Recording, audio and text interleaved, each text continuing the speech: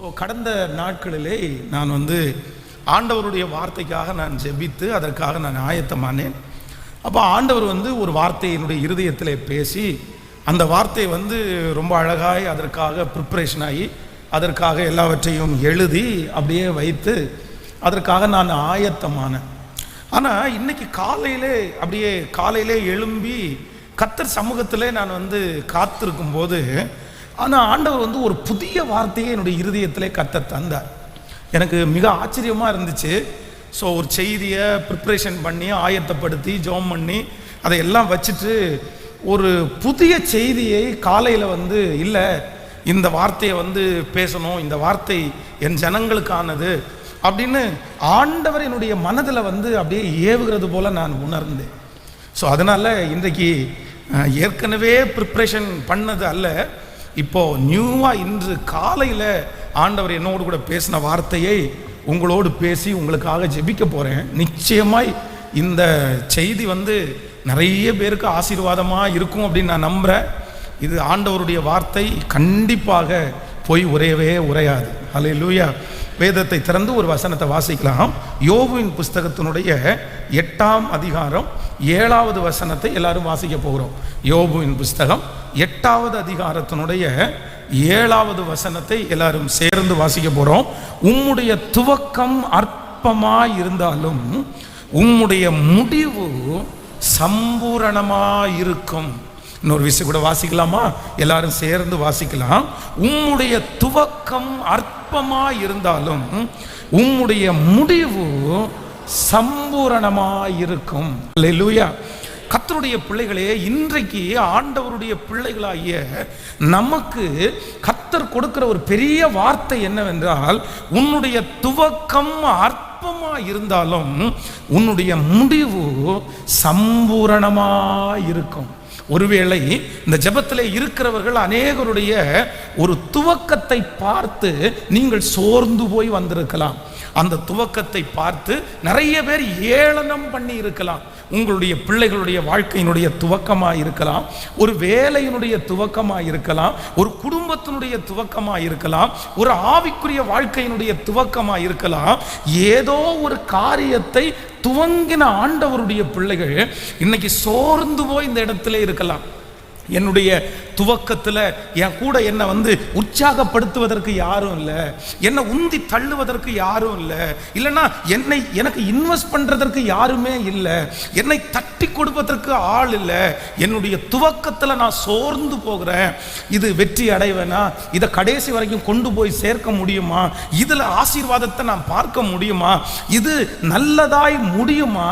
இது எனக்குரியதாய் இருக்குமா? இப்படியெல்லாம் நீங்கள் குழம்பிக் கொண்டு இருப்பீர்களே, ஆனால் கர்த்தருடைய ஆவியானவர் இன்று வாக்கு கொடுக்கிறார். உங்களுடைய துவக்கம் அற்பமாய் இருந்தாலும் உங்களுடைய முடிவை சம்பூரணமாய் மாற்றுகிற கர்த்தர் உங்களோடு கூட இருக்கிறார். இந்த அற்பமான துவக்கத்தை பார்த்து சோர்ந்து போக வேண்டியதில்லை. இந்த அற்பமான துவக்கத்தை பார்த்து மனம் உடைய வேண்டியதில்லை.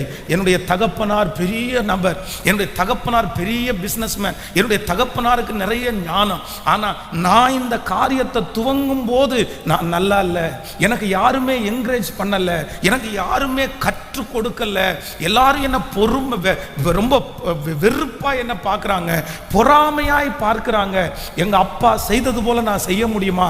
அப்படி கூட ஏதோ ஒரு பிள்ளை இந்த சத்தத்தை கேட்டு கொண்டிருக்கலாம். ஆனால் என் கர்த்தர் வாக்கு கொடுக்கிறார், உங்களுடைய அற்பமான துவக்கத்தில் யாருடைய கை இல்லாவிட்டாலும் என் தேவனுடைய கர்த்தருடைய கரம் உங்களுடைய அந்த அற்பமான துவக்கத்திலே இருக்கிறது. கரங்களை தட்டி கர்த்தருக்கு துவக்கத்திலே, இந்த அற்பமான துவக்கத்திலே உங்களோடு இருக்கிற கர்த்தர் வாக்கு கொடுக்கிறார், உன்னுடைய முடிவு சம்பூரணமாக இருக்க போகிறது. இந்த காரியத்தினுடைய முடிவு சம்பூரணமாக இருக்க போகிறது. உங்கள் பிள்ளைகளுடைய வாழ்க்கையினுடைய முடிவு சம்பூரணமாக இருக்க போகிறது. சத்தமாய் ஆமேன் என்று சொல்லுங்கள். இந்த காரியத்தினுடைய முடிவு அற்பமாய் அல்ல, அற்புதமாய் கர்த்தர் மாற்ற போகிறார். ஒருவேளை துவக்கம், ஒருவேளை பிரச்சனையோடே இருக்கலாம். துவக்கம் ஒருவேளை சண்டையோடு கூட ஆரம்பிக்கலாம். என்னுடைய துவக்கம் ஒரே சண்டையா இருக்குது, எங்க பார்த்தாலும் சமாதான குறைவாகவே இருக்கிறதே, எங்க பார்த்தாலும் எனக்கு விரோதமா எழும்புகிற கூட்டமா இருக்கிறார்களே, எங்க போனாலும் எனக்கு நெகட்டிவ் வந்து கொண்டே இருக்கிறதே. ஆனால் ஆவியானவர் இன்றைக்கு தெளிவாய் வாக்கு கொடுக்கிறார், இந்த அற்பமான துவக்கத்தை பார்த்து சோர்ந்து போகாதே. இந்த அற்பமான துவக்கத்தை பார்த்து மனம் தளர வேண்டிய அவசியமே இல்லை. உங்களுக்கு முன்பாக கோணலானவைகளை செவ்வையாக்கி உங்களை நேர்த்தியாய் நடத்துகிற கர்த்தர் உங்களுக்கு முன்னே, ஆமென், கர்த்தர் உங்களுக்கு முன்னே கர்த்தர் கடந்து போகிறதுனாலே முடிவு சம்பூரணமாய் இருக்க போகிறது. முடிவு ஆச்சரியப்படுகிற விதமாய் இருக்க போகிறது. முடிவு உங்கள் தலைகள் நிமிரத்தக்கதா இருக்க போகிறது. முடிவு ஆயிரக்கணக்கான ஜனங்கள் கர்த்தர் உங்களோடு கூட இருக்கிறதை பார்க்க போகிறார்கள். ஆமேன் சொல்லுங்கள். நான் இந்த பலிபீடத்திலிருந்து கர்த்தருடைய வார்த்தையை ஆணையாய் சொல்லுகிறேன். உன் மகனுடைய முடிவை கர்த்தர் வெற்றியாய் மாற்ற போகிறார். உங்களுடைய மகளுடைய முடிவை கர்த்தர் வெற்றியாய் மாற்ற போகிறார். ஹல்லேலூயா. அந்த காரியத்தினுடைய முடிவு அற்புதமாய் நடக்க போகிறது. கானாவூர் கல்யாண வீட்டிலே எப்படி நடந்ததோ அதே போல உங்களுடைய முடிவை வெற்றியாய் மாற்றுகிற கர்த்தர். ஹல்லேலூயா. கர்த்தருடைய பிள்ளைகளே, இந்த வார்த்தையை நான் தியானித்துக் கொண்டிருக்கும் போது ஆண்டவருடைய 3 விதமான முடிவுகள் அப்படின்னா, நம்முடைய வாழ்க்கையிலே ஒவ்வொருத்தருக்கும் நம்முடைய ஒரு காரியத்தை ஆரம்பிக்கும் போது ஒரு முடிவை நம்ம நிர்ணயம் பண்ணுவோம். நம்ம மட்டும் இல்லை, நம்மை சுற்றி இருக்கிற நிறைய பேர் நம்முடைய முடிவுகளை நிர்ணயம் பண்ணுவார்கள். ஓ, இது இப்படி ஆரம்பிச்சிருச்சா, இது இப்படி தான் முடிய போகுது, இது இப்படி தான் முடியும் அப்படின்னு நிறைய பேர் தங்களுடைய மனதிலே இருக்கிற ஐடியாவை நமக்கு அவங்க சொல்லுவாங்க. சில நேரத்தில் சுற்றி இருக்கிறவர்கள் மட்டுமல்ல, நமக்குள்ளே சில காரியங்கள் உண்டாகும். நான் இப்படியே போனால் என்னுடைய முடிவு இப்படி தான் வரும். சில ஜனங்கள் இந்த சத்தத்தை கேட்கிற நீங்களே உங்களுக்கு ஒரு முடிவை குறித்து நீங்கள் துக்கப்பட்டு கொண்டிருக்கலாம். ஆனா இன்றைக்கு நான் திரும்ப காலையில தியானிக்கும் போது ஆண்டவருடைய 3 விதமான முடிவுகள், இல்லைன்னா கர்த்தர் நிர்ணயம் பண்ணின 3 விதமான முடிவுகளை நாம் வேதத்தில் வாசித்தேன். எனக்கு ரொம்ப ஆச்சரியமா இருந்துச்சு. அந்த 3 காரியத்தையும் உங்களோடு சொல்லி உங்களுக்காக ஜெபிக்க போகிறேன். முதலாவதாக ஒரு வசனத்தை நம்ம வாசிக்க போகிறோம். எடுத்துக்கொள்ளலாம் 1 சாமுவேல் 17ஆம் அதிகாரத்தை எடுத்துக்கொள்ளலாம். 1 சாமுவேல் 17ஆம் அதிகாரம் 42வது வசனத்திலிருந்து 45வது வசனம் வரைக்கும் நம்ம வாசிக்க போகிறோம். 1 சாமுவேல் 17ஆம் அதிகாரத்தினுடைய 42வது வசனத்திலிருந்து வாசிக்கலாமா? பெலிஸ்தியன் சுற்றி பார்த்து தாவீதை கண்டு அவன் இளைஞனும் சௌந்தரிய ரூபமுமான சிவந்த மேனி உள்ளவனுமாய் இருந்தபடியினால் அவனை அசட்டை பண்ணினான். பெலிஸ்தியன் தாவீதை பார்த்து, நீ தடிகளோடு என்னிடத்தில் வர நான் நாயா என்று சொல்லி அவன் தன் தேவர்களை கொண்டு தாவீதை சபித்தான். பின்னும் அந்த பெலிஸ்தியன் தாவீதை பார்த்து, என்னிடத்தில் வா,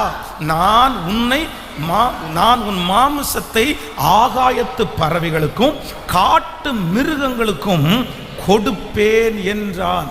கவனிங்க ஆண்டவருடைய பிள்ளைகளே, இந்த இடத்திலே இஸ்ரவேல் ஜனங்களுக்கு ஒரு பெரிய யுத்தம் நடந்து கொண்டிருக்கிறது. இந்த சம்பவம் உங்களுக்கு எல்லாருக்குமே தெரியும். இஸ்ரவேல் ஜனங்கள் கோலியாத் என்கிற மிகப்பெரிய ஒரு ராட்சதனை பார்க்கும்போது அவன் நின்று கட்சிக்கிறான். 40 நாட்கள் கட்சிக்கிறான். அவனுக்கு முன்பாக நிற்க முடியாம எல்லாருமே பயந்து போய் கொண்டிருக்கிறாங்க. யாராவது ஒருத்தர் வாங்க, என் கூட சண்டையிடுங்க, என்ன ஜெயித்து காண்பீங்க, நாங்க எல்லாரும் உங்களுக்கு கப்பம் கட்டுறவங்களா மாறுறோம். ஆனா ஒருத்தருக்கு கூட தைரியம் வரவே இல்லை. ஆனா அங்கே இருக்கிறதுலேயே தன்னுடைய சகோதரர்களுக்கு ஆகாரத்தை கொடுக்க வந்த தாவீது இவனுடைய எச்சரிப்பை கேட்கிறான், இவனுடைய வார்த்தையை கேட்கிறான். இவனுக்குள்ள ஒரு பெரிய அனல் உண்டாகிறது. நான் வந்ததுக்கு முகாந்திரம் இல்லையா, நான் உனக்கு விரோதமா வர்றேன்ப்பா, கர்த்தருடைய நாமத்தினால வர்றேன். அப்போ அவ்வளோ பெரிய உருவம் உள்ள அந்த கோலியாத்து தாவீதை பார்த்த உடனே அவன் எப்படி இருந்தானம்மா, பார்க்கறதுக்கு அப்படியே பல பல பலன்னு இருந்தானாம். சிவந்த மேனி, சௌந்தரியம், ரொம்ப குட்டி பையன் அப்படின்னா யுத்தத்துக்கு போகிறவர்களுக்கு அவங்களுடைய உடம்பு, அவர்களுடைய முகம், அவருடைய கை கால் நீங்க நினைக்கிற மாதிரி ரொம்ப சாஃப்டா இருக்காது. எப்படி இருக்கும் தெரியுமா? முரட்டுத்தனமா இருக்கும். அவங்களுடைய உடம்பெல்லாம் ரொம்ப எக்ஸசைஸ் பண்ணி நிறைய வேலைகள் செய்து அவ்வளவு முரட்டுத்தனமா இருப்பாரு. நான் சில நேரங்களில் இந்த திருவிருந்து கொடுக்கறதுக்கு நிறைய பேர் கையை திறந்து வாங்குவாங்க பாருங்களேன். அந்த கையை திறந்து அந்த அப்பத்தை வாங்குவாங்க. அப்போ நம்ம நிறைய ஆண்களுடைய கரங்களை பார்க்கும்போது பார்த்தீங்கன்னா அவங்க கையில் நிறைய பேருக்கு பார்த்தீங்கன்னா பயங்கரமான இந்த காப்பு காய்ச்சலுக்குன்னு பண்ணுவாங்கல்ல, அந்த கை ஒரு மரத்துண்டு மாதிரி அப்படியே ரஃபா. அப்போ அந்த கையில் அப்பத்தை வைக்கும்போது இன்னொரு ஸ்தோத்திரமும் பண்ணி வச்சிருவேன். ஏன் அப்படின்னா கஷ்டப்பட்டு உழைக்கிறது அந்த கையில் தெரியுது. சிலர் ஆண்டவர் டேபிள் மேலே உட்கார வச்சு சிலர் அப்படி வேலை செய்கிறாங்க. அவங்க கை ரொம்ப சாஃப்டாக பஞ்சு பஞ்சு பஞ்சு அப்படின்னு இருக்கும். ஆனால் இந்த மண் வெட்டி பிடிச்சி வேலை செய்கிறவங்க, கடப்பாறை பிடிச்சி வேலை செய்கிறவங்க, ரொம்ப கடினமாய் வேலை செய்கிறவங்களுடைய கையெல்லாம் பார்த்தீங்க அப்படின்னா ரொம்ப காப்பு காய்ச்சிருக்கும். அப்போ நான் ஸ்தோத்திரம் பண்ணுவேன், ஆண்டவரே இவங்க இவ்வளோ கஷ்டப்பட்டு உழைக்கிறாங்க, சரி அவங்க நல்லா இருக்கணும் அப்படின்னு. அப்போது ஒரு மனுஷன் யுத்தத்திற்கு போகணும் அப்படின்னா கண்டிப்பாக பழக்கம் இருக்கணும். ஆனால் தாவீதை பார்த்த உடனே, அவனுடைய தோற்றத்தை பார்த்த உடனே அந்த கோலியாத் என்ன முடிவெடுக்கிறார் அப்படின்னு சொன்னா, கோலியாத் என்ன முடிவெடுக்கிறான் அப்படின்னா, ஐயோ நீ என்ன இவ்வளோ அழகான பையனா இருக்கிற, நீ என்ன இத்தனோண்டு பையனா இருக்கிற, இப்போதான் பியூட்டி பார்லருக்கு போயிட்டு வந்த மாதிரி இருக்கிற, நீ யுத்தத்திற்கு வந்துட்டியா, நீ இதெல்லாம் தூக்கிட்டு வந்துறியா, என்னோட போராட முடியுமா? அதனாலே அங்கே இருக்கிற எதிரி தாவீதற்கு ஒரு முடிவை நிர்ணயம் பண்றான். என்ன முடிவு நிர்ணயம் பண்றான் அப்படின்னா, இன்னைக்கு நான் உன்னை கொன்று உன்னுடைய சரீரத்தை இங்கே இருக்கிற ஆகாயத்து பறவைகளுக்கும் காட்டு மிருகங்களுக்கும் நான் உணவாய் தருவேன். அவன் முடிவு பண்ணிட்டான். நீ இன்னைக்கு என் கையினால நீ சாக போறப்பா, நான் தான் இன்னைக்கு உன்னை கொல்ல போறேன்ப்பா, உன் சரீரத்தை ஆகாயத்து பறவைகளுக்கு நான் உணவா கொடுக்க போறேன்ப்பா. தனக்கு விரோதமாய் நிற்கிற எதிரி இந்த தாவீதை குறித்து ஒரு முடிவை நிர்ணயம் பண்ணினான். ஆனா நடந்தது என்ன அப்படின்னு சொன்னா, வேதம் சொல்லுது, அவன் அல்ல, முடிவிலே தாவீது கோலியாத்தினுடைய தலையை அவனிடத்திலிருந்து வாங்கி அவனுடைய சரீரத்தை ஆகாயத்து பட்சிகளுக்கும் காட்டு மிருகங்களுக்கும் உணவாய் தரப்பட்டது. ஹல்லேலூயா. நம்பர் 1, முதலாவதாக இந்த ஜெபத்திலே இந்த சத்தத்தை கேட்கிற ஆண்டவருடைய பிள்ளைகளே, நம்முடைய முடிவை, நம்முடைய வாழ்க்கையினுடைய முடிவை நமக்கு நிர்ணயம் பண்ணுகிற கர்த்தர் சொல்லுகிறார், உங்களை சுற்றி இருக்கிற மனிதர்கள் உங்களை குறித்து நிர்ணயம் பண்ணின அந்த முடிவை தலைகீழாய் மாற்றுகிற கர்த்தர் உங்களோடு கூட இருக்கிறார். எத்தனை பேர் ஆமோதிக்கிறீர்கள்? உங்களை சுற்றி இருக்கிற சில மனிதர்கள் சொல்லலாம், உன் பிள்ளைக்கு கல்யாணம் ஆகாது அப்படின்னு சொல்லலாம், உனக்கு குழந்தை பாக்கியம் கிடைக்காது அப்படின்னு சொல்லலாம், அவன்லாம் இந்த கடனை எப்போ முடிக்க போறான் அப்படின்னு சொல்லலாம். நிறைய பேர் உங்களுடைய கண்களுக்கு முன்பாகவே அந்த முடிவை அவர்கள் சொல்லலாம், இதுதான் உன்னுடைய முடிவு, இதுதான் உனக்கு முடிவு, இது நடக்காது, இது உனக்கு கிடைக்காது. உங்களுடைய இரத்த சம்பந்தமான உறவுகள், உங்க சொந்தக்காரர்கள் உங்கள் பிள்ளைகளை பார்த்து, உங்கள் வேலையை பார்த்து, உங்களை பார்த்து ஒரு முடிவை நிர்ணயம் பண்ணி இருப்பார்களே. ஆனால் கர்த்தராகிய ஆவியானவர் இன்று வாக்கு கொடுக்கிறார், மனிதர்கள் உங்களுக்கு சொன்ன அந்த முடிவை நான் தலைகீழாய் மாற பண்ணுவேன். நம்புறவர்கள் கரங்களை தட்டி, மற்றவர்கள் உங்களை குறித்து நினைத்த அந்த காரியத்தை கர்த்தர் மாற்றி போட போகிறார். அது நடக்க போவது இல்லை. ஹல்லேலூயா. மனிதர்கள் நிர்ணயம் பண்ணுகிற முடிவு அல்ல, கர்த்தர் உங்களுக்கும் எனக்கும் ஒரு மேலான காரியத்தை நிர்ணயம் பண்ணி இருக்கிறார். கர்த்தர் முடிவு பண்ணி இருக்கிறார். ஆண்டவர் திட்டம் பண்ணினது நிர்மூலம் ஆவது அல்ல, உங்களை சாட்சியாய் நிறுத்துகிற அந்த முடிவை நல்ல கரங்களை தட்டி கர்த்தரை நம்புகிறவர்கள் ஹல்லேலூயா, ஹல்லேலூயா, ஆமென் சொல்லுங்களேன். அப்போ மனிதர்கள் நம்மை குறித்து நிர்ணயம் பண்ணின முடிவு என்ன பண்ணாது அப்படின்னா நடக்கவே நடக்காது. விசுவாசிக்கிறீங்களா? ஒரு 3 பேருடைய கரத்தை பிடிச்சி நீங்க சொல்லுங்க, கர்த்தர் உங்களுக்கு நிர்ணயம் பண்ணியிருக்கிற முடிவுதான் நடக்குமே தவிர மற்றவர்கள் உங்களை குறித்து நிர்ணயம் பண்ணி இருக்கிற முடிவு நடக்க போவது இல்லை. ஹல்லேலூயா. கிட்டத்தட்ட ஒரு 10 ஆண்டுகளுக்கு முன்பாக நம்முடைய சபையிலே ஒரு வயதான ஒரு தகப்பனார் வந்தார். அப்போ அந்த வயதான தகப்பனாரை அவன் சொன்னார், அவர் ஒரு கூடை பின்னுற இந்த மரக்கட்டிலெல்லாம் பின்னுற ஒரு வேலையில் இருந்தார். அப்போ அவர் என்ன சொன்னார், எனக்கு இந்த சர்ச்சில் ஏதோ ஒரு வாட்ச்மேன் வேலை போட்டு எனக்கு மாசமான ஒரு சின்ன சம்பளம் கொடுங்க, என்னால் பழையது போல் இந்த கட்டிலெல்லாம் பின்னுறதுக்கு என்னால் போக முடியறதில்ல அப்படின்னாரு. அப்போதைக்கு நமக்கு வாட்ச்மேன் தேவையில்லை, ஆனால் கூட சரி அவருக்கு ஏதோ ஒரு உதவி செய்ததாக இருக்குமே அப்படின்ட்டு அவருக்கு அந்த வேலையை கொடுத்துட்டோம். அப்போ வேலையை கொடுத்த போது அவருடைய குடும்பம் ரொம்ப வித்தியாசமான ஒரு குடும்பம். அந்த குடும்பத்தில் இருக்கிற ஒரு சகோதரி பார்த்தீங்கன்னா பைத்தியம், அப்படின்னா அவங்களுக்கு மனநிலைமை பாதிக்கப்பட்டு அவங்க இருப்பாங்க. இன்னொரு சகோதரி என்ன அப்படின்னு சொன்னால் உள்ள அந்த பிளட்டு மாற்றமாகி ஒரு பெரிய வியாதினாலே தாக்கப்பட்டு கை கால் 2 முடியாமல் கடந்த சமீபத்தில் ஒரு 2-3 வருடத்துக்கு முன்பாக இறந்தார். ஒரு தங்கச்சி இப்படி, ஒரு தம்பி, ஒரு அக்கா அப்படி, இன்னொரு அண்ணன் பார்த்தீங்கன்னா எப்போ பார்த்தாலும் சுகர் 400-500 அந்த மாதிரி இருக்கும். அந்த குடும்பம் அவங்க அம்மா அவங்களுடைய கால் 2 எஸ் மாதிரி இப்படி பெண்டாகி இருக்கும். அப்போது அவங்களுக்கு கடைசி மகள், அந்த மகளுக்கு கிட்டத்தட்ட 30 வயதுக்குள்ளே ஆக போகிறது. ஒரு நாள் அவங்க வீட்டில் ஜெபம் பண்ண போகும்போது அவங்க அம்மா அந்த பிள்ளைய பார்த்து, இவளுக்கெல்லாம் எங்கே பாஸ்டர் கல்யாணம் ஆக போகுது, இவளையெல்லாம் யார் கல்யாணம் பண்ணுவா, இவளுக்கு கல்யாணம் ஆகாது, இவளுக்கு கல்யாணம் நடக்கிறது நாங்கள் கனவுல கூட பார்க்க முடியாது, அப்பா இல்லை, அம்மா நான் இப்படி இருக்கிறேன், சகோதரி இப்படி இருக்காங்க, சகோதரன் அப்படி இருக்கிறான், ஸோ இந்த பிள்ளைக்கு எப்படி கல்யாணம் ஆகும், நடக்கிறதுக்கு வாய்ப்பே இல்லை. ஆனால் ஆண்டவருடைய பெரிதான கிருபையினால அவங்க தாய் ஒரு முடிவு பண்ணிட்டாங்க, இந்த பிள்ளைக்கு கல்யாணம் ஆகாது. கடைசியில் திருமணம் ஆகாதுன்னு சொன்னது மட்டுமல்லாமல் ஏற்கனவே திருமணமாகி பிரிந்து போன அப்படி ஒரு பையனை கூப்பிட்டு, அப்படியாவது யாராவது கல்யாணம் பண்ணால் பரவாயில்ல, ஏன்னா எனக்கு பிள்ளைக்கு ஃபஸ்ட்டாக கல்யாணம் ஆகாதுன்னு எனக்கு தெரிஞ்சு போச்சு, யாராவது ஒருத்தர் வாழ்க்கை கொடுத்தா போதும், அதனால இறந்து போன யாராவது இருக்காங்களா அந்த மாதிரி கூட தேட ஆரம்பிச்சாங்க. ஆனால் ஆண்டவருடைய பெரிதான கிருபையினால் அந்த பிள்ளையினுடைய திருமணத்தை சந்தோஷமாய் நடத்தி வைக்கிறதற்கு கர்த்தர் கிருபை பாராட்டினார். ஹல்லேலூயா. ஆண்டவர் இன்னைக்கு நல்ல வாழ்க்கையை கர்த்தர் அமைச்சு கொடுத்தார். அப்போ நான் நம்புகிறேன், சில நேரங்களிலே மற்றவர்கள் நம்மை குறித்து அவர்கள் நிர்ணயம் பண்ணின அந்த முடிவு நீங்கள் யாரும் கலங்கி போக வேண்டாம். எங்கள் அம்மா எனக்கு ஒரு முடிவை நிர்ணயம் பண்ணிட்டாங்க பாஸ்டர், எங்க அப்பா எனக்கு ஒரு முடிவை நிர்ணயம் பண்ணிட்டாங்க பாஸ்டர், என் சொந்தக்காரங்க எனக்கு ஒரு முடிவை நிர்ணயம் பண்ணிட்டாங்க பாஸ்டர், அது நடந்துருமோன்னு பயமா இருக்குது, அவங்க ஆணித்தரமா சொல்லிட்டாங்க இதுதான் நடக்க போகுது. ஆனால் என் தேவனாகிய கர்த்தர் இன்றைக்கு யாரோ ஒருத்தருக்கு தெளிவா வார்த்தையை கொடுக்கிறாரு. இன்னைக்கு காலையில் அதற்காக தான் கர்த்தர் என்னை தட்டி எழுப்பி, ஆண்டவரே என்னிடத்துல நேரடியா கர்த்தர் எனக்கு கொடுத்த வார்த்தை இல்ல, அவர்கள் நிர்ணயம் பண்ணின முடிவை தலைகீழாய் மாற்றி தாவீதை கனப்படுத்தினது உண்மையானால் இந்த சத்தத்தை கேட்கிற கரங்களை தட்டி கொண்டிருக்கிற உங்க ஒவ்வொருத்தருக்கும் கர்த்தர் ஒரு முடிவை நிர்ணயம் பண்ணி இருக்கிறார். அது மற்றவர்கள் நிர்ணயம் பண்ணினது அல்ல, அது நடக்க போவது இல்லை.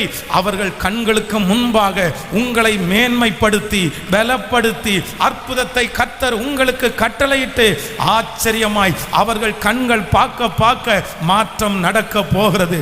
அவர்கள் வார்த்தைகளை கர்த்தர் மாற்ற போகிறார், அவர்களுடைய பார்வைகளை கர்த்தரே மாற்ற போகிறார்.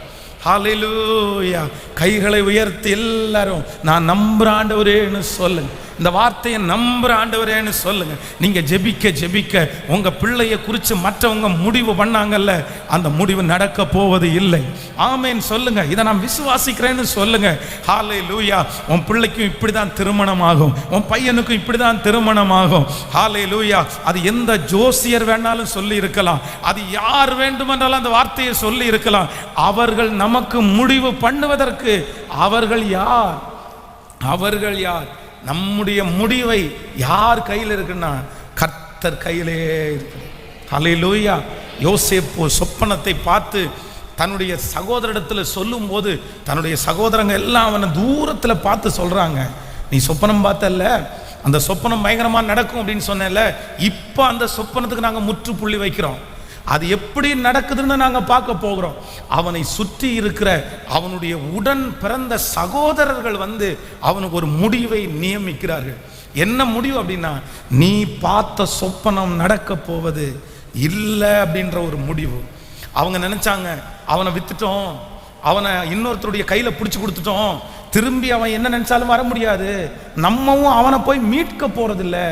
ஆனா வேதம் சொல்லுகிறது, காரியங்களை மாறுதலாய் முடிய பண்ணின கர்த்தர் அவருடைய சகோதரர்களை பார்த்து கர்த்தர் சவால் விடுறாரு. என் பிள்ளைக்கு முடிவு கட்டுறதுக்கு நீ யாருப்பா, நீ யாருப்பா? இந்த சத்தத்தை கேட்கிற ஒரு சிலரை பார்த்து ஆண்டவர் அப்படிதான் வாக்கு கொடுக்கிறாரு. மகளே நீ ஏன் பிள்ளை, மகனே நீ ஏன் பிள்ளை, உனக்கு அவங்க எப்படி முடிவு கட்ட முடியும்? அவங்க எப்படி முடிவு கட்டுவாங்க? அவங்க வார்த்தையை பார்த்து சோர்ந்து போக வேண்டிய அவசியமே இல்லை. யாரும் உனக்கு விரோதமாய் முடிவு கட்ட, ஹல்லேலூயா ஹல்லேலூயா, உன் பிள்ளைக்காக முடிவு கட்ட முடியாது, முடியாது, முடியாது. இஸ்ரவேலின் ஜெயபலமானவர் நம்மோடு கூட இருக்கிறார். அவர் கைவிட மாட்டார், அவர் கைவிட மாட்டார், அவர் விட்டு விலக மாட்டார். சத்துருடைய இஷ்டத்திற்கு அவர் உன்னை ஒப்பு கொடுக்க மாட்டார், எதிரியினுடைய இஷ்டத்துக்கு அவர் உன்னை ஒப்பு கொடுக்க மாட்டார். உன்னோடு கூட அவர் இருந்து செய்யும் காரியம் பயங்கரமாக இருக்க போகிறது. சீக்கிரத்திலே அவர்கள் பார்க்க போகிறார்கள். உங்களுக்கு முடிவை நிர்ணயம் பண்ணினவர்கள் பார்க்க போகிறார்கள். கர்த்தர் உங்களோடு கூட இருக்கிறதை பார்க்க போகிறார்கள். ஹல்லேலூயா, ஆமென். நம்பர் 1, முதலாவதாக நம்மை சுற்றி இருக்கிறவர்கள் நிர்ணயம் பண்ணுகிற முடிவை மாற்றுகிற நம்முடைய கர்த்தர். ஆமென். நம்பர் 2, இரண்டாவதாக ஒரு வசனத்தை நம்ம வாசிக்க போகிறோம். ரூத்தின் புஸ்தகம் 1ஆம் அதிகாரத்தை எல்லாரும் எடுத்துக்கொள்ளலாம். ரூத்தின் புஸ்தகம் 1ஆம் அதிகாரம் 19வது 20வது வசனத்தை நம்ம வாசிக்க போகிறோம். ரூத்தின் சரித்திரம் 1ஆம் அதிகாரத்தினுடைய 19, 20 வாசிக்க போகலாம். அப்படியே இருவரும் பெத்லெகேம் மட்டும் நடந்து போனார்கள். அவர்கள் பெத்லெகேமுக்கு வந்தபோது ஊரார் எல்லாரும் அவர்களை குறித்து ஆச்சரியப்பட்டு, இவள் நகோமியோ என்று பேசிக்கொண்டார்கள்.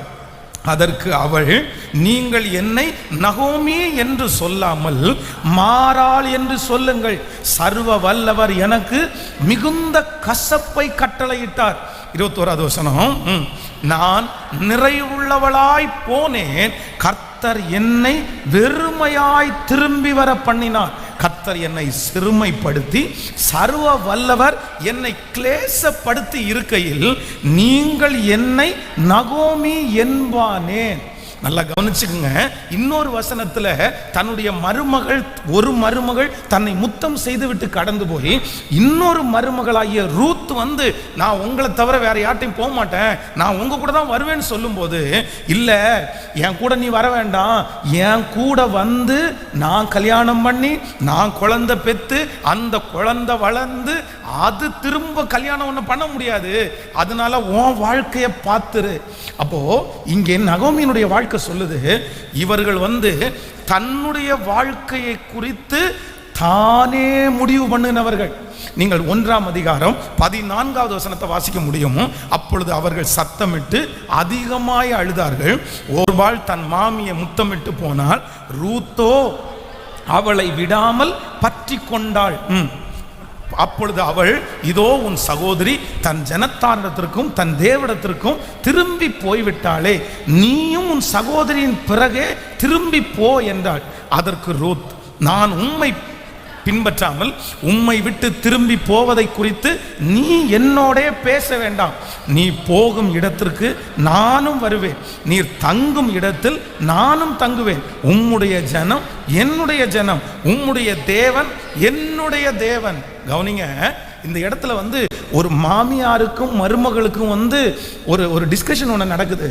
அப்ப அந்த மாமியார் என்ன சொல்றாங்க அப்படின்னா, நான் ஊரை விட்டு வந்துட்டேன், என்னுடைய கணவனாரோடு என்னுடைய 2 பிள்ளைகளோடு வந்துட்டேன், என்னுடைய கணவனாரை நான் இறந்துட்டாரு, என்னுடைய பிள்ளைகள் 2 பேரும் இறந்துட்டாங்க, இனி எனக்கு நம்பிக்கை இல்லை, என்னுடைய வாழ்க்கையை குறித்து நான் ஒரு முடிவை நிர்ணயம் பண்ணி இருக்கிறேன். என்ன அப்படின்னா, இனி எனக்கு திருமணம் ஆகாது, இனி எனக்கு குழந்தை பிறக்காது, இனி நான் உங்களுக்கு மாமியாரா மாற முடியாது, இனி உங்க வாழ்க்கையை என்னால் பார்த்துக்க முடியாது. அதனால ஒன்று பண்ணுங்க, நான் தான் இப்படி போயிட்டேன், நான் தான் இப்படி முடியாதவர்களாக போயிட்டேன். நீங்களாவது உங்க வாழ்க்கையை போய் நீங்க தொடருங்க. திரும்ப ஒரு சந்தோஷத்தை நான் பார்ப்பேன்ற நம்பிக்கை எனக்கு சுத்தமா இல்லை. தன்னுடைய மருமக்களிடத்தில் சொன்னது மட்டும் அல்ல, தன்னுடைய ஊரில் அவங்க என்றாகும்போது என்ன சொல்றாங்கன்னா, சர்வ வல்லவர் எனக்கு மிகுந்த கசப்பை கட்டளையிட்டார், நான் நிறைவுள்ளவளாய் போனேன், நான் குறைவுள்ளவளாய் இவ்விடத்திற்கு திரும்பி வந்திருக்கிறேன், இனி என்னுடைய வாழ்க்கையிலே நன்மையை பார்க்க முடியாது, நான் என்னுடைய முடிவை நிர்ணயம் பண்ணினேன். இந்த ஜெபத்தில் இந்த சத்தத்தை கேட்கிற அன்பு ஆண்டவருடைய பிள்ளைகளே, இன்றைக்கு உங்களுக்கு நேராய் ஒரு வார்த்தை வருகிறது. இந்த ஜெபத்தில் இருக்கிற யாராவது ஒருத்தர் மற்றவர்கள் உங்களுக்கு பண்ணின முடிவு அல்ல, நீங்க உங்களுக்கு ஒரு முடிவை நிர்ணயம் பண்ணி இருக்கலாம்.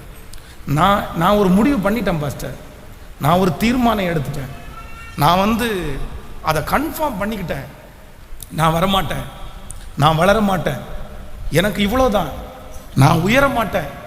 நீங்களாகவே உங்களுக்கு ஒரு முடிவை கட்டி அதற்கு நேராக நீங்கள் ஓடிக்கொண்டே இருக்கலாம்.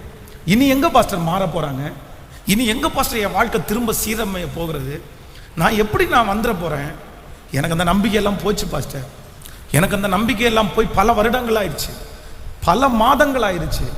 ஆனா ஆண்டவர் இன்று வாக்கு கொடுக்கிறார், மகளே மகனே, உங்களுடைய சூழ்நிலையை வைத்து உங்களுக்கு நடக்கிறதை வைத்து உங்க முடிவை நீங்க நிர்ணயம் பண்ணிட முடியாது. இந்த நகோமியினுடைய முடிவை மாறுதலாய் முடிய பண்ணின கர்த்தர் இல்லை, உன்னுடைய முடிவை சம்பூரணமாய் மாற்றுகிறதற்கு கர்த்தர் வல்லவராய். நம்புறவங்க நீங்க ரூத்தின் புஸ்தகம் 4ஆம் அதிகாரம் 13வது வசனத்தை வாசிப்பீர்களேயானால், போவாஸ் ரூத்தை விவாகம் பண்ணினான், அவள் அவனுக்கு மனைவியானால், அவள் அவனிடத்திற்கு பிரவேசித்த போது அவள் கர்ப்பம் தரித்து ஒரு ஆண் பிள்ளையை பெற கர்த்தர் அனுக்கிரகம் பண்ணினார். அப்பொழுது ஸ்திரீகள், எல்லாரும் அந்த இடத்துல அண்டர்லைன் பண்ணிக்கிங்க, அப்பொழுது ஸ்திரீகள் நகோமியை பார்த்து, சுதந்திரவாளி அற்று போகாதபடி இன்று உனக்கு தயை செய்த கர்த்தருக்கு ஸ்தோத்திரம், அவன் பெயர் இஸ்ரவேலிலே பிரபலமாக கடவது. கரங்களை தட்டி, அவன் உன் ஆத்துமாவுக்கு ஆறுதல் செய்கிறவனும் உன் முதிர் வயதிலே உன்னை ஆதரிக்கிறவனுமாய் இருக்க கடவான். உன்னை சிநேகித்து 7 குமாரர்களை பார்க்கலும் உனக்கு அருமையாயிருக்கிற உன் மருமகள் அவனை பெற்றாளே என்றார்கள். கைகளை உயர்த்தி ஒரு ஹல்லேலூயா. வேதத்திலேயே ரொம்ப நல்ல மாமியாரும் நல்ல மருமகளுடைய பெரிய உதாரணம் யாரு தெரியுமா? இந்த ரூத்தும் இந்த நகோமியும் தான். ஆமென்.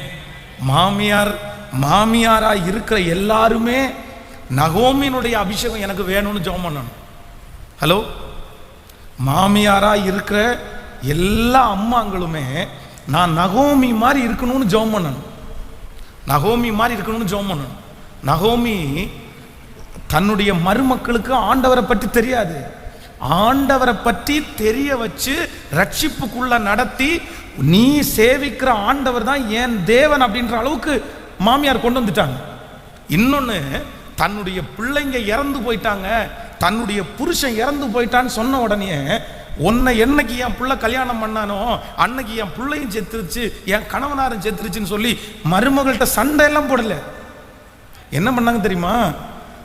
எனக்கு தான் அப்படி கத்தர் வச்சுட்டாரு, நீயாவது நல்லாரு, என் பையன் போயிட்டான் பரவாயில்ல, நீ நல்லாரு, அதுக்காக என் பையன் இப்படி இருக்கிறான்றக்காக நீ வாழாம இருக்க முடியுமா? அந்த மாமியாருடைய அவங்க அந்த நகோமியினுடைய கேரக்டரை எடுத்து பார்த்தீங்கன்னா அவ்வளோ நல்லா இருக்கும். அதே போல ரூத்து என்னை விட்டு போயிருமா அப்படின்னு சொல்லும்போது கூட, மாமி உங்களுக்கு இருக்கிற அதே வழி தான் எனக்கும் இருக்குது, நான் உங்களை விட்டு போக மாட்டேன்னு சொல்லி தன்னுடைய மாமியாருக்கு தான் அது சொந்த ஊர், ஆனால் சொந்த ஊரில் மாமியாரை வீட்டில் உட்கார வச்சுட்டு இந்த மருமகள் வெளியே போய் பொறுக்கி அதை கொண்டு வந்து தன்னுடைய மாமியாருடைய பசியை ஆத்துறாங்க பாருங்களேன். பிள்ளைய பெத்துட்டு, எனக்கு பிள்ளை பிறந்துச்சுன்னு நிறைய இந்த மருமகளாக இருக்கிற ஒவ்வொரு சிஸ்டர்ஸும் கவனிங்க, இந்த குழந்தை பிறந்ததற்கு பிறகு நீங்கள் தவறான முன்னுதாரணமாக இருக்காதீங்க. அதான் நம்ம ஊர் பாஷையின்படி சொன்னால், குழந்தை பிறந்ததுக்கு அப்புறம் ஆடிடாதீங்க. ஹலோ, அதுவும் ஆம்பளை பிள்ளை பிறந்துச்சுன்னு வைங்களேன், நிறைய பிள்ளைகளுக்கு வந்து தலைகால் புரியவே இல்லை. ஒரு குழந்தை பிறந்ததற்கு பிறகு உன் குழந்தைய வந்து பெத்தெடுத்து யார் கையில கொண்டு கொடுக்கணுமாமா? யார் கையில? அங்க ஊர்ல இருக்கிற அத்தனை பேரும் ரூத்துக்கு பிள்ளை பிறந்துச்சுன்னு சொல்லல. யாருக்கு பிள்ளை பிறந்துச்சுன்னு சொன்னாங்களாமா? கேட்கல. குழந்தைக்கு ஃபீட் பண்றது மட்டும்தான் ரூத்து. ஆனா வளர்த்துனது, ஊட்டி விட்டது, குளிப்பாட்டினது, பவுடர் போட்டது எல்லாமே யார்தான்? கேட்கல. ஏன் அப்படின்னா நகோமிக்கு ஏற்கனவே 2 பிள்ளைகளை வளர்த்தின அனுபவம் இருக்குது. நகோமி வயதாயிடுச்சு, அவங்க பிள்ளைய கீழே தூக்கி எல்லாம் போட்டுற மாட்டாங்க. இன்னைக்கு நிறைய குழந்தைய பெற்றிருக்கிற அம்மாங்களுக்கு நிறைய பேருக்கு என்ன கவலை தெரியுமா? என் மாமியார் கீழே போட்டுருவாங்களோ. இந்த குழந்தைக்கு வந்து பார்த்தீங்கன்னா தெரியாதவங்க ஊட்டுனா எப்படி ஊட்டுவாங்க தெரியுமா? ரொம்ப மெதுவாக ஊட்டுவாங்க, அப்படியே வாயில் வச்சு அப்படியே ஊட்டுவாங்க. ஆனால் இந்த வயசானவங்க ஊட்டினாங்கன்னு எப்படி ஊட்டுவாங்க தெரியுமா? கரா முறான்னு ஊட்டுவாங்க. ஆனால் நமக்கு நிறைய பேருக்கு பார்க்கறதுக்கு என்ன இப்படி ஊட்டுறாங்கன்னு இருக்கும். ஆனால் உண்மையிலேயே அவங்க அந்த பிள்ளை மேலே இருக்கிற சிலர் ஒருவேளை கோபத்தில் ஊட்டலாம், அப்படியும் ஒரு சிலர் இருப்பாங்க. மருமகள் மேலே இருக்கிற மொத்த கோபத்தையும் பிள்ளை மேலே தீப்பாங்க பாருங்க. அதனாலேயே நிறைய மருமகள் வந்து பிள்ளை அவங்க கையில் கொடுக்குறதே இல்லை. அப்படி இருக்கு ஒரு கேட்டகரி. இப்போ வந்து நல்லதையும் சொல்லிடவே முடியாது, ஏன்னா அப்படியும் ஒரு கூட்டம் இருக்குது. இல்லை, நாங்கள் என்ன பாஸ்டர் பண்ணுவோம், என் மாமியார் இப்படி பண்ணுறதுக்கு விட்டுற முடியுமா? அப்போது சிலர் வந்து அந்த குழந்தையினுடைய பல்லு வளரும், அந்த குழந்தைய குளிப்பாட்டும் போது பார்த்தீங்க அப்படின்னா அவங்க தூக்கி தலையில் தண்ணியை ஊற்றும் போது அப்படின்னு அந்த குழந்தை பண்ணும், ஊற்றிட்டே இருப்பாங்க தண்ணி. நம்ம பார்த்துட்டு இருக்கிறோங்க, என்னம்மா பிள்ளை மூச்சு வாங்குது, கொஞ்சம் அமைதியா போடா. இவன் என்னமோ 4 பிள்ளைய பெற்று வளர்த்துனது மாதிரி பேசிட்டு இருக்கிறான். நான் 5 பிள்ளைய பெற்றவன்டா, போடா அந்த பக்கம், எனக்கு தெரியும்டா. அவங்க அம்மா அப்படி சொல்லுவாங்க. ஒருவேளை அந்த பிள்ளைகிட்ட சொல்ல முடியலன்னா அமைதியாக மனசுக்குள்ளே சொல்லிடுவாங்க. ஏன் அப்படின்னா அந்த குழந்தைக்கு அப்படியே கண்டினியூவாக தண்ணி ஊற்றும் போது அது நல்லா ப்ரீத் பண்ணும், அப்போ அதனுடைய நாடி நரம்புகள் எல்லாம் நல்லா பலப்படும்னு அந்த அம்மாவுக்கு தெரியும். ஆனால் இந்த கல்யாணம் ஆகி குழந்தை பிறந்த உடனே நான் வரமாட்டேன், என் மாமியாருக்கு கொண்டு போய் என் குழந்தைய காமிக்க மாட்டேன் அப்படின்னு சொல்கிற ஒவ்வொரு மருமகளும் தயவு செய்து நீங்கள் மனம் திரும்புங்க. இது ரொம்ப தப்புமா, இது ரொம்ப தப்பு. எப்படி உங்களால் பண்ண முடியுது? நீங்கள் எப்படி அப்படி ஒரு கேரக்டரில் இருக்கிறீங்க? கல்யாணம் ஆனதுக்கு அப்புறம் குழந்தை பிறந்ததுக்கு அப்புறம் புருஷனுக்கு பிள்ளைய கொடுக்காம, புருஷன் பிள்ளைய பார்க்கக்கூடாதுன்னு ரூல்ஸ் போட்டு, மாமியார் பார்க்கக்கூடாதுன்னு ரூல்ஸ் போட்டு, மாமனார் பார்க்கக்கூடாதுன்னு ரூல்ஸ் போட்டு, எப்படி இது? ரொம்ப தவறு. ஏன் அவங்க கொன்றுவ போறாங்க, உங்க குழந்தைய கொன்றுவாங்களோ? அப்படி நான் ஒரு இடத்துல பார்த்துட்டே இருக்கிறேன், அந்த குழந்தைய கொண்டு வந்து என் கையில் கொடுக்குறாங்க. என் கையில் கொடுத்த உடனே அந்த குழந்தைய நான் பார்த்து ஒரு ஜெபம் பண்ணிட்டு அவங்களுடைய அந்த மாமியாருடைய கையில் அப்படியே அந்த குழந்தைய கொடுக்கறதுக்காக போகிறேன். அடுத்த நிமிஷத்தில் அந்த பொண்ணு வந்து தன்னுடைய கையை கொடுத்து, பாஸ்டர் கொடுங்க பாஸ்டர் அப்படின்னு வாங்கி அப்படியே கொண்டு போய் அந்த தொட்டில் இருக்கும் பாருங்களேன், அதுக்குள்ளே வச்சு அந்த ஜிப்பே போட்டுருச்சு. ஆமாம், நான் பார்த்துட்டே இருக்கிறேன், எனக்கு ஒன்றுமே புரியல. அப்புறம் ஒரு 2-3 நிமிஷம் தாண்டி அந்த அம்மாவுடைய முகத்தை பார்க்கும்போது அந்த அம்மாவுடைய முகம் அப்படியே சுருங்கி போய் கஷ்டமாக இருந்துச்சு. உடனே கண்டுபிடிச்சேன், இந்த பொண்ணு கண்டிப்பாக இந்த அம்மா கையில் குழந்தை என்ன பண்ணாது, கொடுக்காது. இது ஆண்டவருடைய பிள்ளைகள் வந்து இப்படி இருக்கவே கூடாது. உங்கள் மாமியார் வந்து உங்கள் குழந்தைய வந்து சபிச்சே ஜெபம் பண்ணட்டும், நீங்கள் அதை குறித்து கவலைப்படாதீங்க. அந்த காரணம் இல்லாமல் விட்ட சாபம் உங்கள் குழந்தைக்கு தங்காது. பார்சியாலிட்டி பார்க்குற மாமியார் இருக்காங்க. வெள்ளை குழந்தையா பிறந்துச்சுன்னா அவ்வளோதான் மாமியாருக்கு. ஒரு பையன் இருக்கிறான், ஒரு பொண்ணு இருக்கான்னு வைங்களேன். ஒரு பையனுக்கு குழந்தை பிறந்த வந்து வெள்ளையா பிறக்குது, பையனுக்கு இன்னொரு பையனுக்கு குழந்தை வந்து கருப்பா பிறக்குதுன்னா இந்த வெள்ளையா பிறந்த குழந்தைக்கு துணியா வாங்கி கொடுப்பாங்க, சாக்லேட்டா வாங்கி கொடுப்பாங்க, போகும்போதெல்லாம் முத்தமாக கொடுப்பாங்க. ஆனால் இந்த பிள்ளை வந்து கை கட்டி நிற்கும், இந்த அம்மா அப்படியே சேலை மாதிரி நின்றுட்டு இருக்கும். ஒன்றுமே ஒரு இந்த மாதிரிலாம் அதான் சொல்லுவாங்கல்ல, நம்ம ஊர்படி ஈனத்தனமான புத்தின்வாங்கல்ல. இது ஆண்டவருடைய பிள்ளைகளுக்கு இருக்கவே கூடாது. எப்படி இருக்கலாம் உங்களுக்கு? நம்ம ஆண்டவரை ஆராதிக்கிறவங்க எல்லாம் ஜெபிக்கிறவங்க தானே. இப்படிப்பட்ட புத்தி நமக்கு வரலாமா? இதெல்லாம் குறுக்கு புத்தி, இது மோசமான புத்தி, இது பிசாசு புத்தி. உங்களுக்குள்ள பெரிய குட்டிச்சாத்தான் உள்ள உட்கார்ந்துட்டு இருக்குது. இப்படிப்பட்டவங்க மனுஷியே கிடையாது. நீங்க மிருகம். நீங்க உங்களை மிருகத்திற்கு சமமா சொல்லலாம். இப்படிப்பட்ட ஒரு ஒரு ஒரு காரியத்தை செய்யறவங்க உங்களை தூக்கி வளர்த்துறதுக்கு எவ்வளவு கஷ்டப்பட்டிருப்பாங்க. அப்ப அதெல்லாம் யோசிக்க வேண்டாம் ஆண்டவருடைய பிள்ளைகள். இன்றைக்கு நீங்க யாரும் இருக்க மாட்டீங்கன்னு நினைக்கிறேன். இருந்தா தயவு செய்து இன்னையோட மாத்தீங்க. நல்ல மாமியாராகவும் நல்ல மருமலாகும். ஆமேன்னு சொல்லுங்கள். கைகளை அசைத்து ஒரு ஹல்லேலூயா சொல்லுங்க. நல்ல கரங்களை அசைத்து ஒரு ஹல்லேலூயா சொல்லுங்க. இந்த குழந்தை பிறந்தவங்க தயவு செய்து 4 பேர்கிட்ட இந்த குழந்தைய கொடுங்க. அதுவும் நான் பாஸ்டம்மா குழந்தைங்களை ரொம்ப குட்டி குழந்தையா வைக்கும்போது பாஸ்டம்மாட்ட போட்ட ஒரே ரூல்ஸ் என்ன அப்படின்னா, யாரெல்லாம் குழந்தை இல்லாமல் இருக்கிறாங்களோ எல்லாருடைய கையிலையும் வாலண்டியராக நீ கொண்டு போய் கொடுத்துடணும். கொடுத்து அவங்கள்ட்ட ஒரு ஜெபம் பண்ண சொல்லணும். நீயும் ஒரு ஜெபம் பண்ணிடணும். ஏன்னா அவங்களுக்கு சீக்கிரமாக அந்த குழந்தை அவங்களுக்கு பிறக்கணும் அப்படின்னு. நாங்கள் குழந்தைய கையில் தூக்குற வரைக்கும் கிட்டத்தட்ட 100 ஃபேமிலி பக்கத்தில் கொடுத்துட்டோம். கொடுத்து குழந்தை பாக்கியம் இல்லாதவங்களுக்காக நாங்களும் ஜெபம் பண்ணியிருக்கிறோம், அவங்களையும் ஜெபம் பண்ண வச்சிருக்கிறோம். ஆனால் சிலர் பாருங்க அப்படியெல்லாம் கொடுக்கவே மாட்டாங்க. இந்த குழந்தை பிறந்த உடனே முகமே அசிங்கமாக இருக்கிற மாதிரி 1008 பொட்டு வைப்பாங்க பாருங்களேன், கண்ணு பற்றக்கூடாது அப்படின்றதுக்காக. இந்த குழந்தைய குறித்த ஒரு சப்ஜெக்டை எடுத்தோன்னு வைங்களேன், குழந்தைய வச்சு கேம் விளையாடுவாங்க பாருங்க. இன்னைக்கு நிறைய பேருக்கு விளையாட்டே யாரை வச்சுதான்.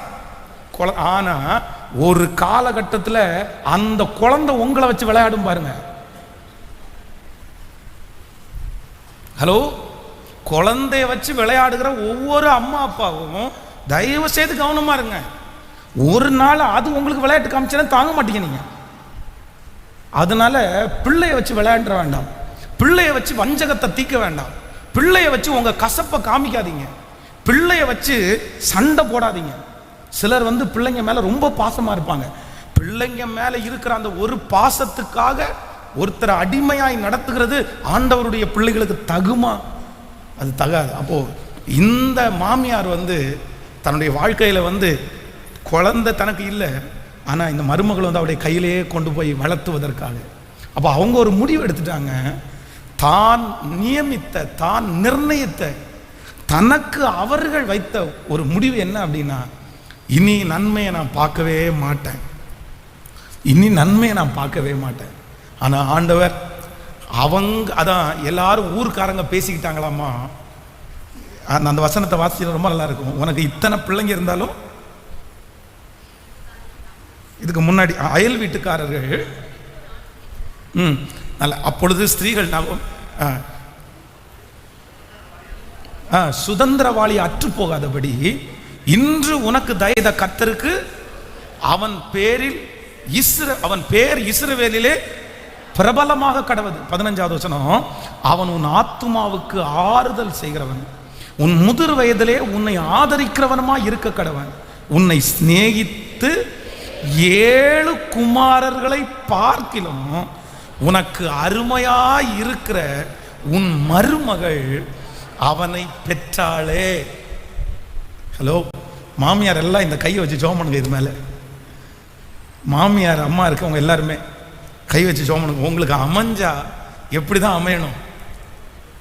நிறைய பேர் மனசுல நினைக்கிறீங்க, பாஸ்டர் உலகமே இடிஞ்சு விழுந்தாலும் இது கஷ்டம் பாஸ்டர். இல்லை இல்லை இல்லை, கண்டிப்பா ரூத்தை போல நல்ல பிள்ளைகள் இந்த உலகத்தில் இருக்கத்தான் செய்கிறார். ஊர்ல உள்ளவங்க சொல்றாங்க, 7 பசங்க உனக்கு இருந்தா கூட உனக்கு பலன் இருக்காது. ஆனா நீ 2 பிள்ளைகளை இழந்ததற்கு பெற்று, உன் கணவனாரை இழந்ததுக்கு பிற்பாடு உனக்கு வந்த மருமகள் 7 பிள்ளைங்க இருக்கிறத விட இந்த ஒரு மருமகள் போதும் உன்னை ஆசீர்வாதமாய் நடத்துவதற்கு. ஹல்லேலூயா. சத்தத்தை கேட்டு கொண்டிருக்கிற ஒவ்வொரு ஆண்டவருடைய பிள்ளைகளுக்கும் கர்த்தர் கொடுக்கிற வாக்குத்தத்தம் என்ன தெரியுமா? உங்களுடைய முடிவை நீங்கள் நிர்ணயம் பண்ணினாலும் கர்த்தர் ஒரே ஒரு ஆசீர்வாதத்தின் மூலம், ஒரு வெற்றியின் மூலம் காரியங்களை மாறுதலாய் முடிய பண்ணுகிற இயேசு உங்களோடு கூட இருக்கிறார். நான் இவ்வளவுதான், முடிஞ்சிருச்சு, எனக்கு இனி எதுவுமே இல்லை, என் சரீரம் பலவீனப்பட்டு போயிருச்சு, நான் இனி எழும்புவதற்கு கடினம், நான் இனி பழையது மாதிரி வருவதற்கு கடினம், என்னை அப்படி பண்ணுவாங்க, என்னை இப்படி பண்ணிடுவாங்க, எனக்கு இதெல்லாம் செய்ய போறாங்க அப்படின்னு உங்களை குறிச்சே ஒரு முடிவை நீங்க எழுதுனீங்களா? என் முடிவு இப்படிதான் இருக்க போகுது பாஸ்டர் அப்படின்னு எழுதுனீங்களா? என்ன கடைசி காலத்துல யாருமே பார்க்க மாட்டாங்களோ அப்படின்னு நீங்க எழுதிட்டீங்களா? எனக்கு இந்த வியாதி சாகுற வரைக்கும் எனக்கு ரொம்ப தொந்தரவு பண்ணுமோ அப்படின்ற ஒரு முடிவை எழுதிட்டீங்களா? நீங்க உங்களுக்கு எழுதுன, நீங்க உங்களுக்கு நிர்ணயம் பண்ணுன அந்த முடிவை மாற்றுகிற ஒரு தேவனைத்தான் நீங்களும் நானும் ஆராதிக்கிறோம். ஹல்லேலூயா. கைகளை எல்லாரும் உயர்த்தி நான் நம்புற ஆண்டவரேன்னு சொல்லுங்க பார்க்கலாம். முழு பலத்தோட சொல்லுங்க, நான் நம்புற ஆண்டவர், நான் நம்புற ஆண்டவரே. நான் நிர்ணயம் பண்ணின அந்த முடிவை எனக்கு மாற்ற பண்ணுகிற கர்த்தர் அவர். சொல்லுங்க சொல்லுங்க. இல்ல அதல்ல, கர்த்தர் எனக்கு அந்த முடிவை மாறுதலாய் முடிய பண்ணுவார். என்னை கர்த்தர் மாறுதலாய் முடிய பண்ணுவார். நான் என்னை குறித்து நினைத்த முடிவு அல்ல, கர்த்தர் என்னை குறித்து நினைத்திருக்கிற முடிவு மேலானது, பெரியது, உயர்வுக்குரியது. ஹல்லேலூயா. என்னுடைய முடிவு, என்னுடைய துவக்கம் அற்பமாய் இருந்தாலும் என் முடிவு சம்பூரணமாய் சம்பூரணமாய் ஒவ்வொரு தகப்பனுக்கும் தாய்க்கும் கர்த்தர் இந்த வார்த்தையை கர்த்தர் கட்டளை எடுக்கிறார். உங்களை குறித்து நீங்கள் நினைத்திருக்கிற முடிவல்ல, உங்களை குறித்து கர்த்தர் நினைத்திருக்கிற முடிவு மேலான முடிவு. ஆமென் சொல்லுங்க. நான் நம்புறேன், நான் நம்புறேன். ஹல்லேலூயா. எனக்கு குறித்ததை அவர் நிறைவேற்ற வல்லவராயிருக்க கர்த்தர் அதிசயங்களை செய்கிறவர். ஹல்லேலூயா. அதிசயங்கள் செய்கிறவர் நம்ம அருகில் இருக்கிறார். அற்புதங்கள் செய்கிறவர் என்றும் நமக்குள் வசிக்கிறார். அற்புதங்கள் செய்கிறவர் அருகில் இருக்கிறார். அற்புதங்கள் செய்கிறவர் என்றும் நமக்குள் வசிக்கிறார். தண்ணீரை இரத்தமாய் மாற்றினார் அதிசயம். தண்ணீரை இரத்தமாய் மாற்றினார் அதிசயம். வெறும் தண்ணீரை திராட்சரசமாய் மாற்றினார். கரங்களை தட்டி வெறும் தண்ணீரை திராட்சரசமாய் மாற்றினார் அதிசயம். அதிசயங்கள் செய்கிறவர் அற்புதங்கள் செய்கிறவர் என்றும் நமக்குள் வசிக்கிறார். அதிசயங்கள் செய்கிறவர் அருகில் இருக்கிறார். அற்புதங்கள் செய்கிறவர் நமக்குள் வசிக்கிறார். ஹல்லேலூயா. சொல்லுங்க, ஒரு 3 டைம் சொல்லுங்க. என்னுடைய முடிவை நிர்ணயம் பண்ணுகிறவர் கர்த்தர். சொல்லுங்க, என்னுடைய முடிவை நிர்ணயம் பண்ணுகிறவர். என்னுடைய முடிவை யாரும் என்ன பண்ணிட முடியாது, நிர்ணயம் பண்ணிட முடியாது, முடியாது. எப்போ எந்த நிமிஷத்தில் என்ன நடக்கும் அப்படின்னு யாருக்குமே தெரியாது, யாருக்குமே தெரியாது.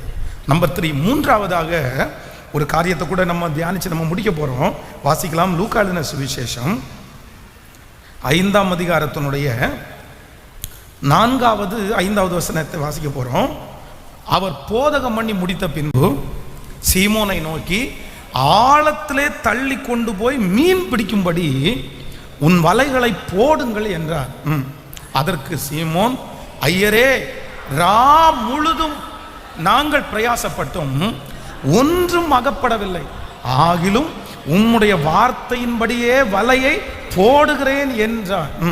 அந்தபடியே அவர்கள் செய்து தங்கள் வலைகள் கிழிந்து போகத்தக்கதாக மிகுதியான மீன்களை பிடித்தார்கள்.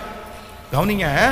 நம்பர் 1, முதலாவதாக நம்மை சுற்றி இருக்கிறவர்கள், இல்லையென்றால் நம்முடைய எதிரிகள், மற்றவர்கள் நம்மை குறித்து முடிவு பண்ணுகிற முடிவு, அதான் அவர்கள் நமக்கு முடிவு செய்கிற முடிவுகள். இரண்டாவது, நமக்கு நாமே நிர்ணயம் பண்ணுகிற முடிவுகள். இப்போ மூன்றாவது இந்த இடத்துல ஒன்றை வாசிக்கிறோம், நம்முடைய சூழ்நிலைகள் நமக்கு முடிவு பண்ணுகிற முடிவுகள். நிர்ணயம் பண்ணுகிற முடிவுகள். இவர்கள் காலையிலிருந்து ராத்திரி முழுக்க பிரயாசப்பட்டு அவங்களுடைய எல்லா டேலண்ட்ஸையும் யூஸ் பண்ணி என்னென்னமோ முயற்சி எடுக்கிறாங்க. ஆனால் அவங்களுடைய படகு எப்படி காலியான படகா இருந்துச்சோ அதே போல காலியான படகா இருக்கு. சூழ்நிலை சரியில்லை, மீன் எந்த இடத்துல இருக்குன்னு தெரியல.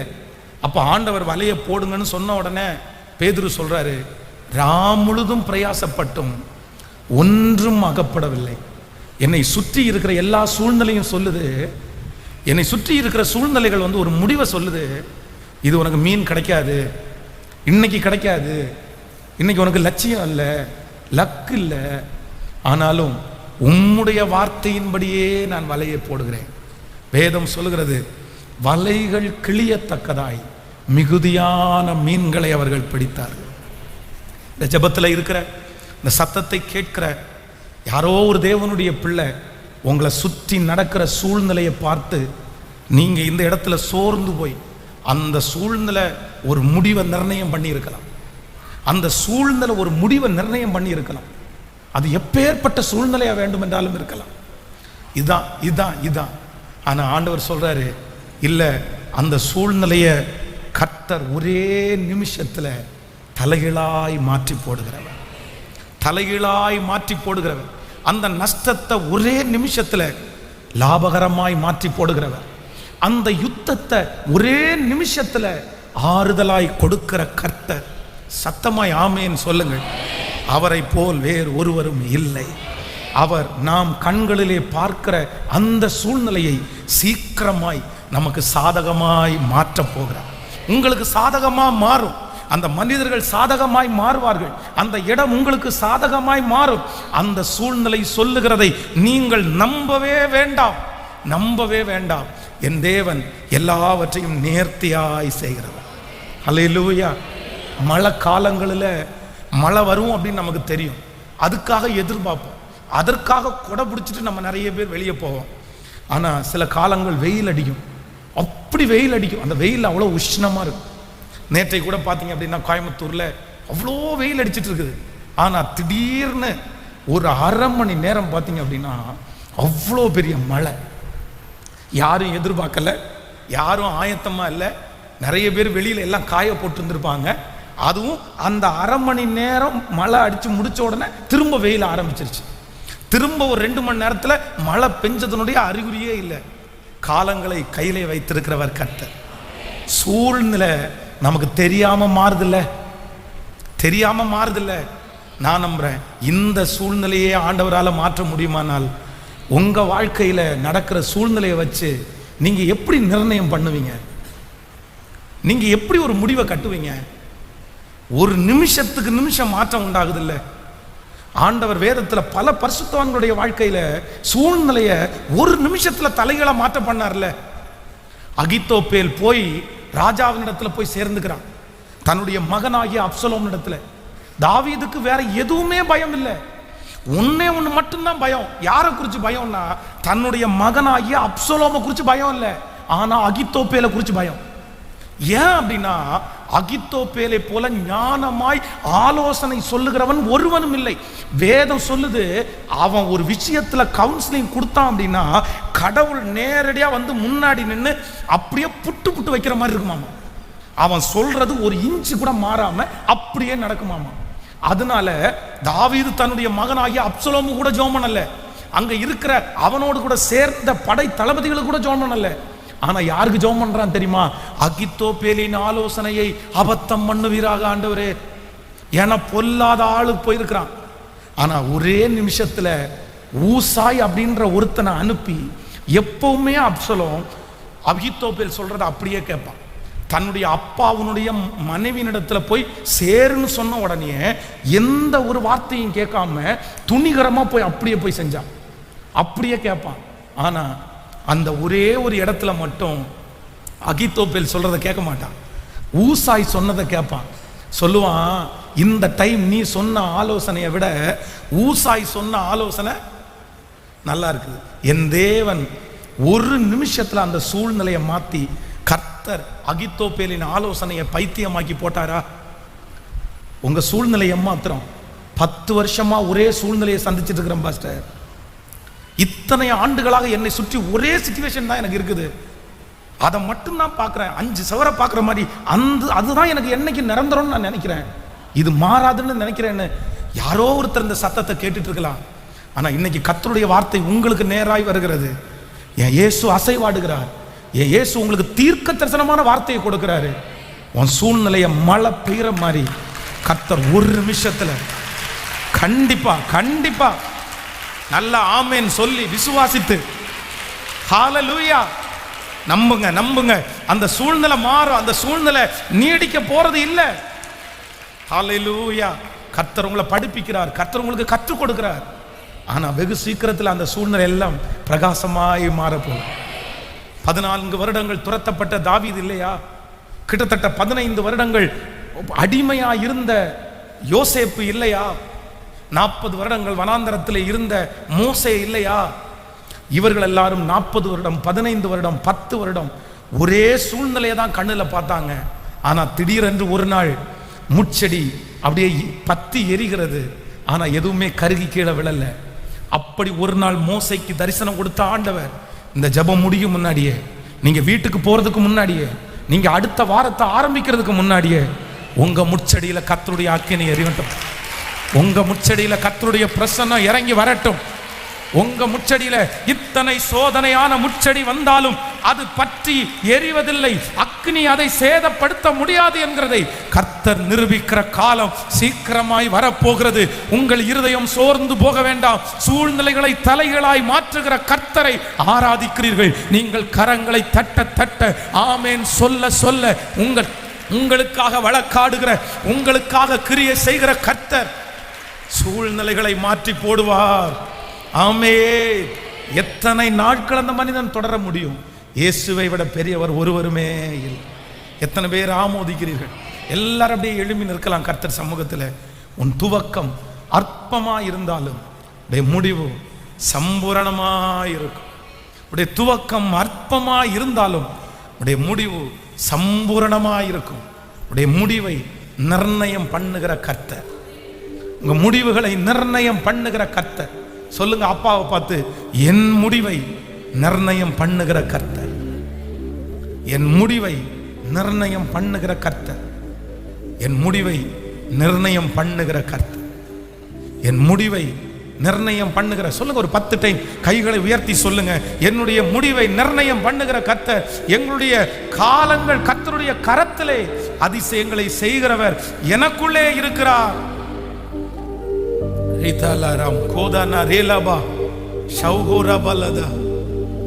Thank you Jesus.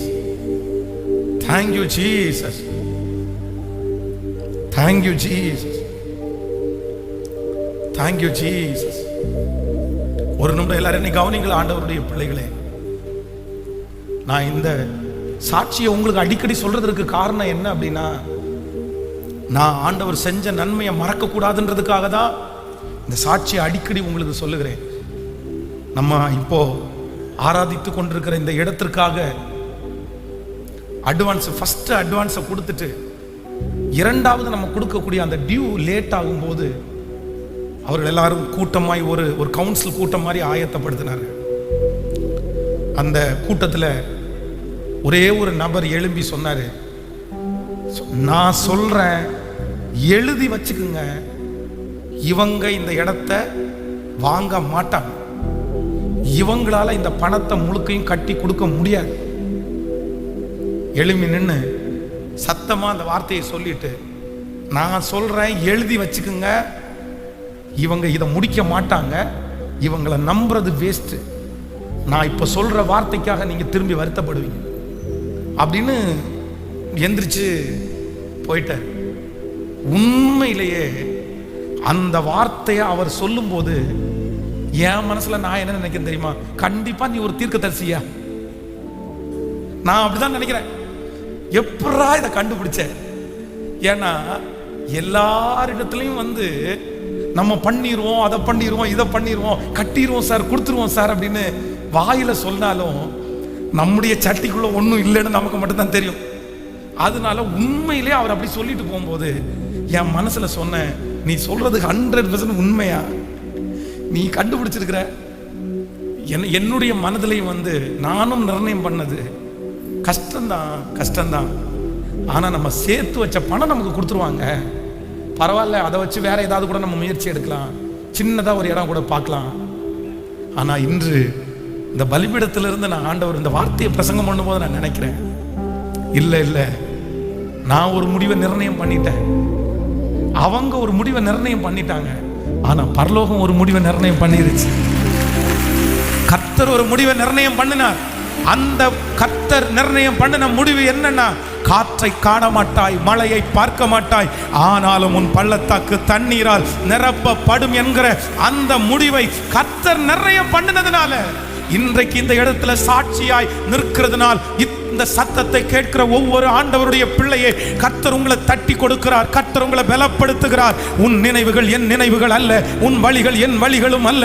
உன்னை சுற்றி இருக்கிற எத்தனை பேர் உன்னை குறித்த முடிவை எடுத்தாலும் முடிவை நிர்ணயம் பண்ணுகிற கர்த்தர், உன் துவக்கம் அற்பமாய் இருந்தாலும் உன் முடிவு சம்பூரணமாய் இருக்கும். ஹalleluya, ஹalleluya. கைகளை உயர்த்தி சத்தமாய் நன்றி ஆண்டவரே. அதிசயங்களை செய்கிறவர் நீர் என்னோட கூட இருக்கிற ஆண்டவரே. ஓ ஹalleluya, ஹalleluya, நன்றி. தண்ணீரை இரத்தமாய் மாற்றினார் அதிசயம், தண்ணீரை இரத்தமாய் மாற்றினார் அதிசயம், வெறும் தண்ணீரை திராட்சரசமா மாற்றினார். வெறும் தண்ணீரை திராட்சரசமா மாற்றினார். ஓ அதிசயங்கள் அதிசயங்கள் செய்கிற அருவில் இருக்கிறார். அப்பா, இந்த வார்த்தை அப்படியே நடக்கட்டும்.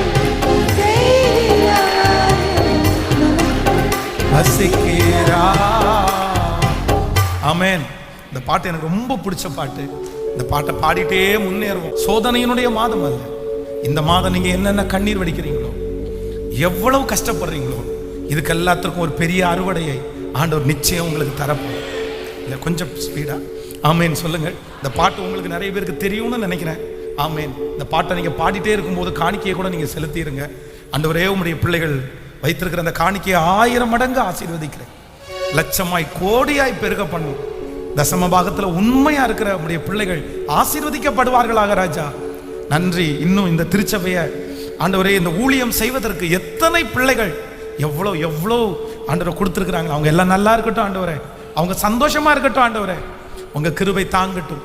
இயேசுவின் மூலம் பிதாவே.